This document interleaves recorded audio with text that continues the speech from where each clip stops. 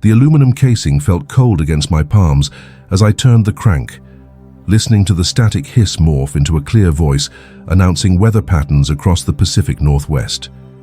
It was a Saturday morning in late September, and the air in my backyard in Portland, Oregon, carried that crisp bite that warned of the coming winter. I sat on my weathered wooden bench, the one I'd built myself 30 years ago, testing the hand crank radio I'd picked up at an estate sale the week before. The device was older than most of the cars on my street, a relic from the 1970s, with a faded olive green paint job and a leather strap worn smooth by decades of use. But it worked. God, it worked beautifully. I didn't notice Karen watching me from her kitchen window until I heard her back door slam. She crossed into my yard without asking, her designer sneakers crunching on the fallen leaves, her phone clutched in one hand like a lifeline. She was 42, always dressed like she was heading to a yoga class she'd never actually attend, and she had that look on her face, that look that said she was about to say something she thought was clever. "Steve, you live in the past," she announced, loud enough that Tom and Linda, the couple 2 houses down, looked up from washing their Tesla in the driveway. "I mean, seriously, what is that thing? A prop from a Cold War movie?" I kept cranking, kept listening. The voice on the radio was talking about a geomagnetic stormwatch issued by NOAA, something about elevated solar activity. I made a mental note of it. "It's a radio, Karen. Works without batteries, without electricity, without cell towers. Just needs this." I held up my hand, flexed my fingers. She laughed. Not a polite chuckle, but a full-throated laugh that made Tom and Linda walk over to see what was so funny. Within minutes, I had an audience. Karen, Tom, Linda, and Marcus from across the street. The young tech consultant who'd moved in last spring and never once made eye contact with anyone over 50. "Dude, that's like, what, from the 80s? Marcus said, squinting at my radio through his Ray-Bans. "You know you can stream literally any radio station in the world on your phone, right? In HD quality?" "I know," I said quietly. "Then why?" Linda asked, genuinely confused. She was the kindest of the bunch, but even her tone carried that edge of pity, like I was some senile old man who didn't understand how the modern world worked. I looked at each of them, Karen with her iPhone 15 Pro, Tom with his Apple Watch glowing on his wrist, Marcus with his wireless earbuds and his Samsung Galaxy folded in his back pocket, Linda with her Fitbit, tracking every heartbeat, every step, every calorie. "Because," I said slowly, "the modern world is fragile, and fragile things break." Karen rolled her eyes so hard I thought she might strain something. "Okay, doomsday prepper, enjoy your apocalypse radio. The rest of us will be living in 2025. They walked away laughing, and I went back to my cranking. The NOAA voice was still talking about the solar storm. Coronal mass ejection, they called it. Expected to reach Earth's magnetosphere within 48 to 72 hours. Potential for disruptions to satellite communications and power grids. They recommended that emergency services review their backup protocols. I've learned over 68 years on this planet that there are 2 types of people. Those who hear warnings and prepare, and those who hear warnings and assume someone else will handle it. I've always been the first type. It's not paranoia, it's pattern recognition. I saw the grid go down in the ice storm of '98. I watched Hurricane Katrina turn a modern American city into a war zone overnight. I lived through the Northeast blackout of 2003, when 50 million people lost power because a tree branch touched a wire in Ohio. The world is always 3 missed meals away from chaos, always one disaster away from showing its true face. And the people who survive aren't the ones with the fanciest technology. They're the ones who remember that technology is a tool, not a god. I spent the rest of that Saturday doing what I always do. I checked my supplies. 50 gallons of water in food-grade containers in my basement.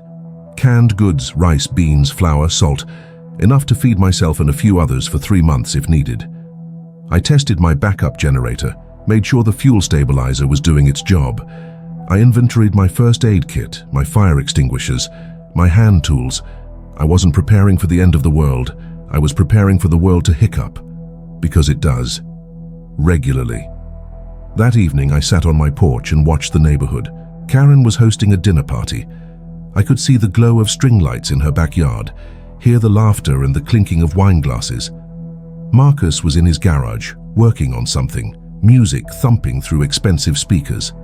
Tom and Linda were inside, the blue flicker of their television visible through their front window. Everyone was connected, everyone was comfortable, everyone was certain that tomorrow would look exactly like today. I cranked my radio one more time before bed. The No AA voice had been replaced by a different announcer, but the message was the same. The solar storm was intensifying. It was now classified as a G4 event, severe. Possible widespread voltage control problems. Some grid systems may experience complete collapse. Satellite navigation may be unreliable for days. I set 3 backup alarms. One on my old wind-up clock, one on my watch, one on my phone. Then I lay in bed, listening to the sound of the wind in the Douglas firs outside my window, and I waited. The first sign came at 3:47 a.m. on Sunday. I know the exact time because I was already awake, standing at my bedroom window, watching the sky. The aurora borealis, normally confined to Alaska and northern Canada, was dancing across the Oregon sky in sheets of green and purple and red. It was beautiful. It was also terrifying, because I knew what it meant. The electromagnetic radiation from the sun was slamming into Earth's magnetic field with such force that it was making the air itself glow. And anything electronic, anything that relied on delicate circuits and satellite signals and carefully balanced power grids, was about to have a very bad day. My phone died first. Not the battery, the phone itself. It was plugged into the charger, showing 87% battery life, and then the screen just went black. I pressed the power button. Nothing. I held it down for 30 seconds, tried a hard reset. Dead. Completely, utterly dead. I walked downstairs and flipped the light switch in the kitchen. Nothing. I checked the breaker box. Everything looked fine, but there was no power coming in from the street. I looked out my front window and saw that every house on the block was dark. No streetlights, no porch lights, no glow of televisions or computer screens. The grid was down. I cranked my hand crank radio and tuned it to the emergency broadcast frequency, static. I tried AM/FM shortwave, more static. Then, finally, a voice broke through. It was faint, crackling, but it was there. This is FEMA Emergency Alert System. A severe geomagnetic storm has caused widespread disruption to electrical and communications infrastructure across the continental United States. All citizens are advised to remain in their homes. Do not use vehicles unless absolutely necessary. Emergency services are operating on backup power and may have limited capacity. Further updates will be provided as information becomes available. This message will repeat. I stood in my dark kitchen, holding my radio, and I felt something I hadn't felt in a long time. Not fear exactly, more like a deep, bone-tired sadness, because I knew what was coming. I'd seen it before, in smaller doses. The panic, the confusion, the moment when people realize that the invisible systems they depend on every single day have simply stopped working. And I knew they'd come to me. Eventually. Because I was the crazy old man with the apocalypse radio, the one who lived in the past, the one who'd tried to warn them. I made coffee on my camping stove using water from my storage containers. Real coffee, ground fresh, because even in a crisis, some rituals matter. I sat at my kitchen table as the sun came up, painting my dark house in shades of gold and amber, and I waited. The first knock came at 7:15 a.m. It was soft, almost apologetic. I opened the door to find Linda standing on my porch, still in her pajamas, her eyes red from crying. "Steve," she whispered, "our phones are dead, the power's out. Tom tried to start the car, but it won't turn over. The Tesla won't even unlock. What's happening?" I stepped aside and let her in. "Solar storm," I said simply. "Fried the electronics, the grid's down. Probably the cell towers too, and the satellites." "For how long?" I looked at her, this woman who'd laughed at my radio just yesterday, and I saw the terror in her face. "I don't know. Days, maybe. Weeks, if it's bad enough." "Oh, God." She sat down hard on my couch, her hands shaking. "We don't have any food. I mean, we have some things, but we were going to go shopping today. And our water comes from the well, and the well pump needs electricity, and Linda, I kept my voice calm, steady. Breathe. You're going to be okay. I have supplies, I have water, and I have information. I held up my radio. Her eyes locked onto it like it was the Holy Grail. Does it work? Can you hear anything? I cranked it and tuned back to the emergency frequency. The same message was playing, but now there was more. Reports of looting in major cities. Hospitals running on backup generators. Highways jammed with dead cars. And a warning that the storm might last another 24 to 48 hours, meaning more damage, more systems failing. Linda listened, her face going pale. Tom needs to hear this. Can I bring him over? Of course. She ran back to her house, and within 10 minutes, she and Tom were in my living room, listening to my radio like it was the voice of God. Tom was a proud man, an engineer for Intel, someone who'd always made it clear he thought my preparedness was excessive. But now he sat on my floor, his expensive pajamas rumpled, his face slack with shock, and he didn't say a word about living in the past. The second knock came at 8:30 a.m. Marcus.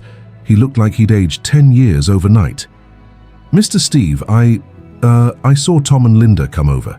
Do you have any way to get news? My phone's bricked, my laptop's dead, even my car won't start. I let him in too. The third knock came at 9 a.m. Karen. She didn't say anything at first, just stood on my porch with her arms wrapped around herself, shivering even though it wasn't that cold. Her phone was clutched in her hand, useless now, a 4-inch rectangle of dark glass and shattered pride. I'm sorry, she finally said. I'm sorry I laughed at you. You were right. Can I please come in? I opened the door wider. Of course you can. By noon, my living room had become the neighborhood's nerve center. 12 people crowded into a space meant for maybe 6, all of them silent except for the crackling voice on my hand-crank radio. I recognized the fear in their eyes. It was the same fear I'd seen in New Orleans after Katrina, in New York after Sandy. The fear that comes when you realize the invisible web holding civilization together has just been cut. I cranked the radio every 15 minutes, keeping the broadcast alive. My right arm was starting to ache, but I didn't complain. This is what the device was designed for. This is what I was designed for. The emergency broadcast had evolved. Now they were reporting that the solar storm had caused cascading failures across the North American power grid. Transformers had exploded from the induced currents. Substations were offline. The entire eastern seaboard was dark. The Midwest was dark. California was running on isolated pockets of backup power, but those were failing too. Cell networks were completely down. Internet infrastructure was crippled. GPS satellites were giving false readings or no readings at all.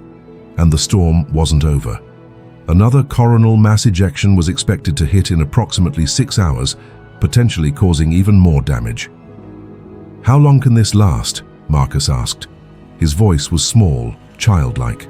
This man who'd mocked my radio yesterday now looked at me like I had all the answers. The storm itself? Another day, maybe 2, I said. But the damage? That's different. Some systems will come back online in days. Others might take weeks, months, if the transformers are destroyed. Those things aren't sitting in warehouses. They're custom built, take months to manufacture and install. Karen made a sound like a wounded animal. Months? We can't survive months without power. Yes, you can, I said firmly. People did it for thousands of years. We can do it now, but we need to be smart. We need to work together. Tom cleared his throat. Steve, you said you have supplies. How much? I looked around the room. Faces I'd known for years, people I'd waved to at block parties, people who'd never once asked me about my preparedness until it was too late. I could have said no. I could have closed my door and rationed my supplies for myself, made them last 6 months instead of 3. Part of me, a small, bitter part, wanted to. But that's not who I am. I didn't prepare so I could survive alone. I prepared so I could help my community survive together. Enough, I said. I have enough water for all of us for about 2 weeks if we're careful. I have food for longer. But we need to organize. We need to pool resources, figure out who has what, who needs what. We need to establish a system. Linda nodded eagerly. I have some canned goods, maybe a week's worth for Tom and me. We have some stuff too, Marcus admitted. Not much. I usually just order delivery. Karen said nothing. I looked at her. Karen?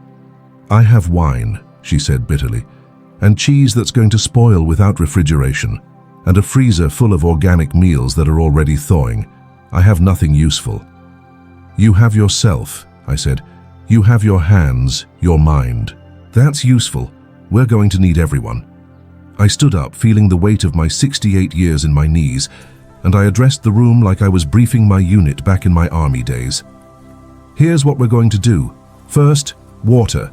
That's priority 1.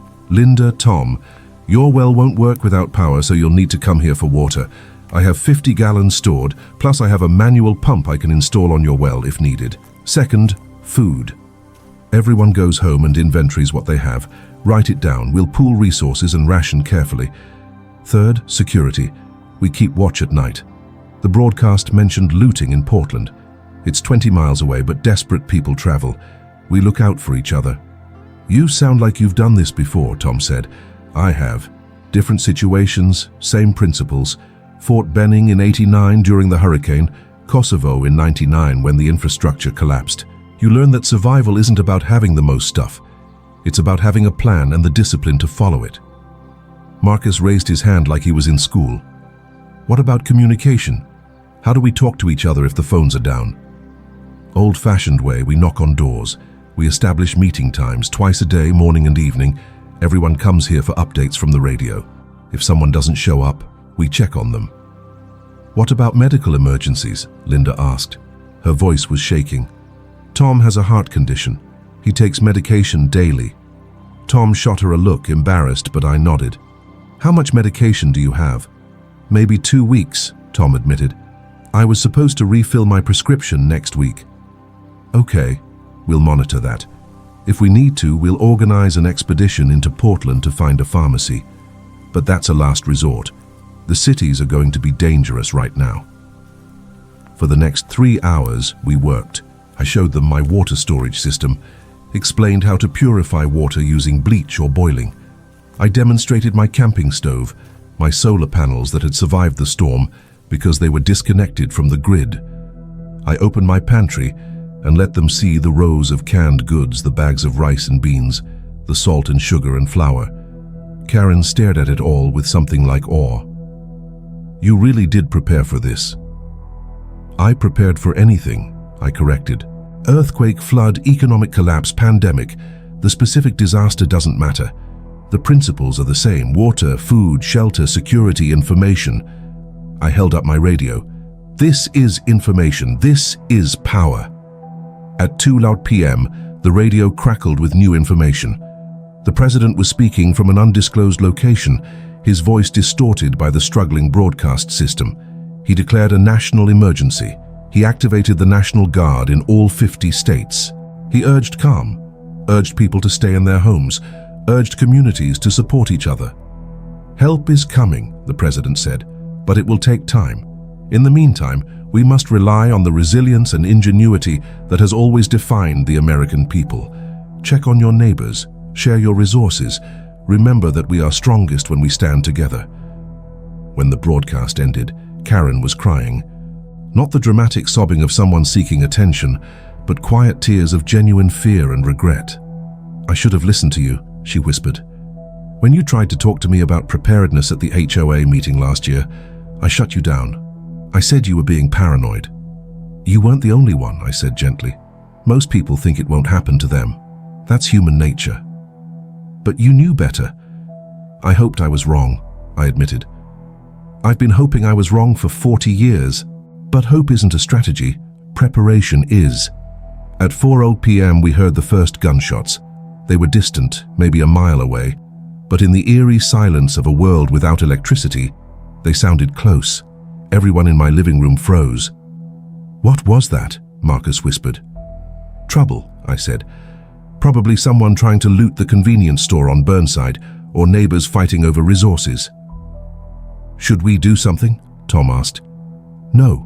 We stay here. We stay together. We don't go looking for trouble. I walked to my front window and looked out at the street. Everything looked normal, quiet, but I knew that quiet was deceptive. Beneath it, the social contract was starting to fray. I went to my bedroom and retrieved something I'd hoped I'd never need to show my neighbors: my Remington 870 shotgun, unloaded, and a lockbox of shells. I brought them downstairs and set them on the coffee table. The room went silent. "I'm not looking for a fight," I said carefully. "But if a fight comes to us, we need to be ready. I have training, military and law enforcement. If anyone tries to threaten this neighborhood, I will protect it. But I need you all to understand something. A gun is a last resort, the absolute last resort. We use our heads first, our words second, and this only if there's no other choice." Tom nodded slowly. "I did 2 years in the army. I can shoot if needed." "Good. You're my backup then. Everyone else, your job is to stay safe and stay calm. Fear makes people do stupid things. We don't do stupid things." As the sun began to set, painting the powerless neighborhood in shades of orange and purple, I cranked my radio again. The emergency broadcast was reporting that FEMA was mobilizing disaster response teams, that the military was setting up distribution centers for water and food in major cities, that engineers were working around the clock to restore power, but it would be a slow process. And then the broadcast said something that made my blood run cold. "Citizens are advised that in the absence of electronic communication, misinformation and rumors are spreading rapidly. Do not trust unverified information. Do not panic. Remain in your homes and wait for official updates through emergency broadcast channels." "What does that mean?" Linda asked. I knew exactly what it meant. It meant that in the vacuum of information, people were filling the void with fear. Rumors of nuclear war, of foreign attacks, of government collapse.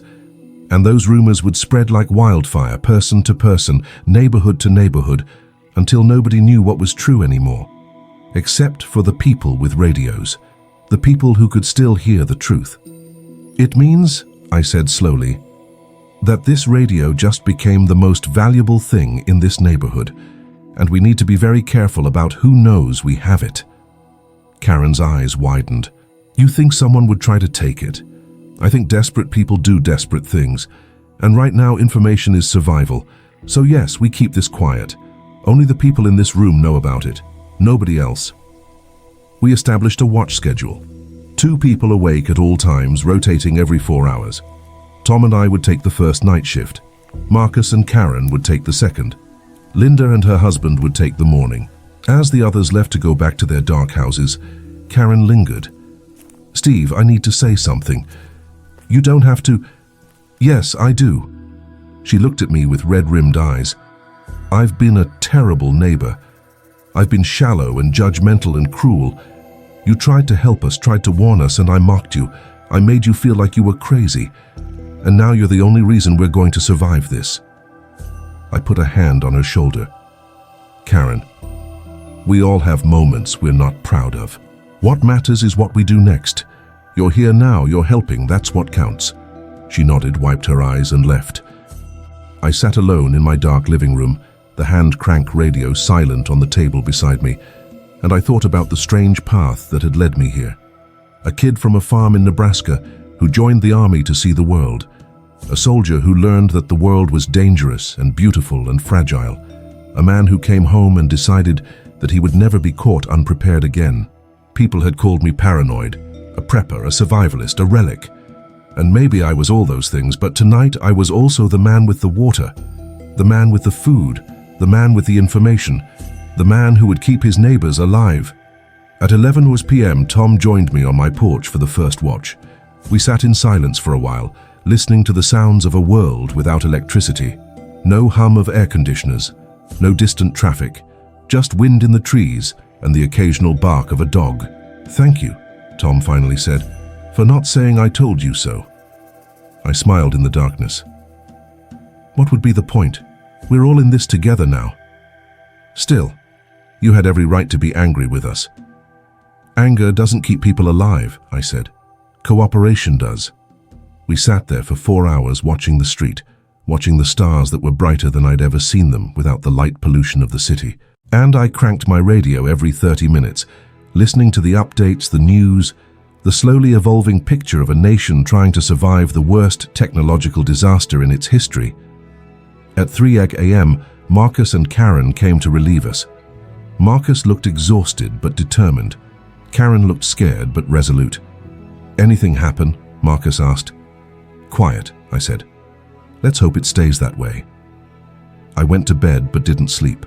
I lay there in the darkness, my shotgun on the floor beside my bed, and I listened to the house settling around me. I thought about the days ahead, the challenges we'd face, the decisions I'd have to make, and I thought about the hand-crank radio sitting on my coffee table, still working, still connecting us to the world, still giving us hope. They had mocked it. They had mocked me. But now in the silence, in the darkness, that simple mechanical device was the only thing standing between my neighbors and complete despair. I had been right to prepare, but I took no satisfaction in it, because being right meant that the disaster I'd feared had actually come, and now we all had to live through it together. The next morning, Monday, I woke to find 15 people in my living room. Word had spread overnight. Other neighbors, people from the next street over, even a family I didn't recognize from somewhere else in the subdivision. They all wanted to hear the radio. They all wanted information. They all wanted hope. I stood in my doorway, looking at the crowd of frightened faces, and I made a decision. "Everyone," I said loudly, "listen up. We're going to do this in an organized way. Twice a day, 8 to 1 a.m. and 6 gongs p.m. I'll crank the radio and share whatever information I have. But in return, I need something from all of you. I need you to contribute. Food, water, skills, labor. We're a community now. We survive together or we don't survive at all." A man I didn't know raised his hand. "What if we don't have anything to contribute?" I looked at him. "Everyone has something. You have hands, you have a mind, you have the ability to help. That's enough." And so it began.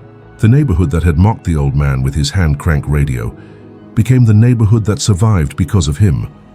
Not because I was special, not because I was smarter or better, but because I had prepared, because I had refused to believe that the modern world was invincible, and because when the networks went silent, I was the only one who could still hear the truth.